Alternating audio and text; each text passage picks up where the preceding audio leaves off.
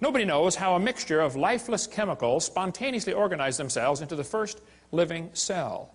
Paul Davies said, nobody has a clue how life got started from non-living material by itself. There is not even a good theory how it can happen, but the textbooks are going to teach your kids it just happened, okay? They just tell them, hey, it happened. And you can't even consider the option that maybe God made it. Here's what happened. Back in the 50s, two guys, Miller and Urey, decided to figure out how life evolved. So they took a mixture of chemicals and ran it through these tubes and tried to create life in the laboratory. The experiment's been duplicated many, many times, always been a failure, and always created more problems for the evolutionist. This textbook says, although he never proved how life originated, he did add evidence to the theory that life could have started by itself. That is a lie. All they did was create problems for the idea that life could have started by itself. This one says, swirling in the waters of the oceans is a bubbling broth of complex chemicals. Progress from a complex chemical soup to a living organism is very slow. Oh, it sure is. It don't even happen. That's how slow it is. There are several different articles that say life came from clay. Yep, got some clay together and poof, came alive on the bottom of the ocean. They did not address the origin of life in Darwin's book, and it's never been figured out since how life could have started. What he did is he took these four chemicals and put them in these glass tubes, made them circulate around, and tried to create life in the laboratory. This textbook says, many important events occurred during the Archean era, the most important of which was the evolution of life. Progress from complex molecules to the simplest living organism was a very long process. I guess so. If you give it billions of years, somehow it looks more reasonable, you know. This one says, the first living cells emerged between 4 billion and 3.8 billion years ago. There is no record of the event. But you better believe it, and you're going to be tested on it. The first self-replicating systems must have emerged in this organic soup. So great-great-great-great-grandpa was soup. This is one of the lies in the textbooks you kids have to face. Nobody has a clue how life could have gotten started by non-living chemicals. Even Haeckel confessed, he's the guy we talked about in the last session, that made up the idea that the embryo has gill slits, you know, so they could justify abortion. Haeckel said, he claimed that spontaneous generation must be true, not because it had been proven in the laboratory, but because otherwise it would be necessary to believe in a creator. Well, Ernst, I'm sorry, bud, that's just the way it goes. Okay, there's a creator, whether you like it or not, okay? So have they really produced life in the laboratory? Oh, they haven't even come close. Here's what they did. They took four gases. They took methane, ammonia, water vapor, and hydrogen, ran them through these tubes, ran it through a spark chamber supposed to simulate lightning. And say, we're going to put them together and make life in the laboratory. At the bottom of the flask, they got this red goo, and they kept draining the goo off, because if it went through the spark again, it would destroy it. So they had to make the goo and then save it from the next spark, okay? They said in the textbook here it was rich in amino acids, this red goo was. Well, that's simply a lie, okay? They didn't come close to making life. The problem is they had a reducing atmosphere. In other words, he excluded oxygen. You can look at his four gases. There's no oxygen there. He knew if he had oxygen in there, it would oxidize whatever chemicals tried to combine. You know, you cut a banana open and lay it on the table, it turns brown, it oxidizes. You don't paint your car, and it oxidizes, it rusts. Well, living cells will oxidize quickly in the presence of oxygen. So he didn't put any oxygen in there. That creates a serious problem, because if you have oxygen, you cannot get life to come from non-living chemicals. The problem is ozone is made from oxygen, and ozone blocks UV light, and UV light destroys ammonia, and ammonia is one of the four gases he's got. So you cannot get life to evolve with oxygen, and you cannot get life to evolve without oxygen. Because if you don't have oxygen, you don't have ozone, and now your ammonia gets destroyed. It's just not going to work either way. And the Earth has always had oxygen, even more than today. This guy said, what evidence is there for a primitive methane, ammonia atmosphere on Earth? The answer is there is no evidence for it, but much against it. We find in general no evidence in the sedimentary distribution of carbon, sulfur, uranium, etc., that an oxygen-free atmosphere ever existed on the Earth. If somebody tells you the early Earth had a reducing atmosphere, you tell them Kent Hovind said they're confused or they're deliberately lying, because it's not true. The Earth has always had oxygen. This article said, it's suggested from the earliest dated rocks at 3.7 billion years ago, Earth had an oxygenic atmosphere. They've always known the Earth had oxygen, even more than we have today. We covered that on Seminar Part 2, how the early Earth probably had even more oxygen, made them live longer. This textbook says, there was no oxygen on the Earth, which is a lie, and then it says the rocks absorbed it.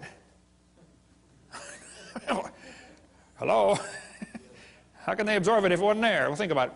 Second problem they had with the Miller experiment, they filtered out the product. That is not realistic for nature, okay? They saved the goo from getting sparked the second time because it would have destroyed it. What he actually made in this experiment was 85% tar, 13% carboxylic acid.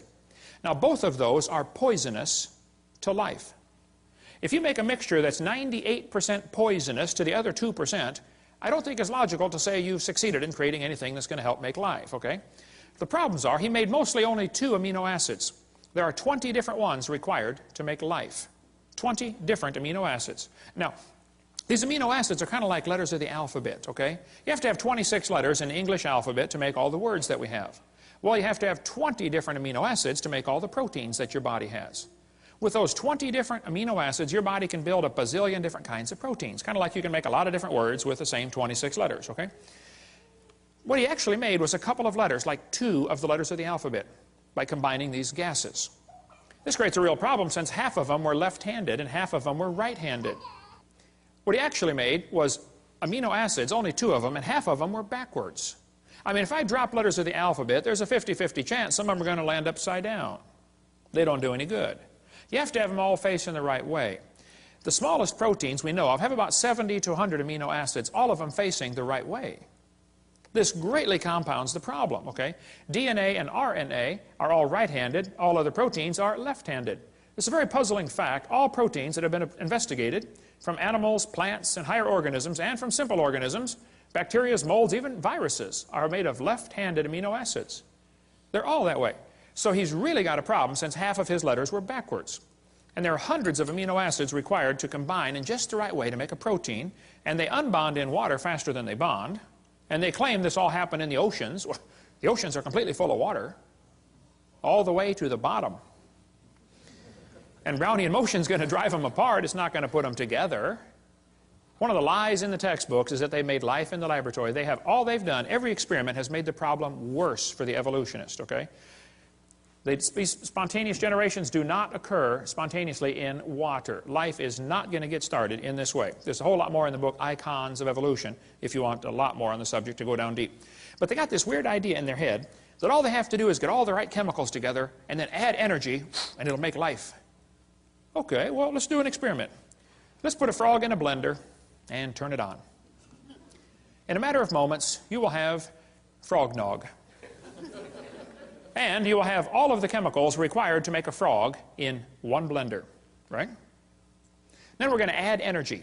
You can turn it on puree for 30 minutes. You can nuke it, microwave it, zap it with jumper cables. I don't care what you do. Drop a hand grenade in there. Add all the energy you want, okay? How long will it take to reassemble the frog? It'll never happen. See, just getting the chemicals together isn't the problem. You go to the mortuary, you got a dead body laying there, you got all the chemicals required for life right there in one spot. Bring it back to life. Life is something different. I don't think science has ever defined that clearly, but they talk about how we all came from this early life form. Once this first life form got started, this single cell, then it evolved into everything else. Like this textbook shows the kids that a bacteria slowly evolved to a human. These trees of life are absolute propaganda. There is no evidence for any of these, okay? Even Mary Leakey said, those trees of life with the branches of our ancestors, that's a lot of nonsense, okay? Stephen Gould said the evolutionary trees that adorn our textbooks are not the evidence of fossils, that's for sure. There is no evidence that any animal is related to any other kind of animal. But this textbook says, all the many forms of life on Earth today are descended from a common ancestor found in a population of primitive unicellular organisms. There's no such thing as a primitive unicellular organism. If it's alive, it's complicated.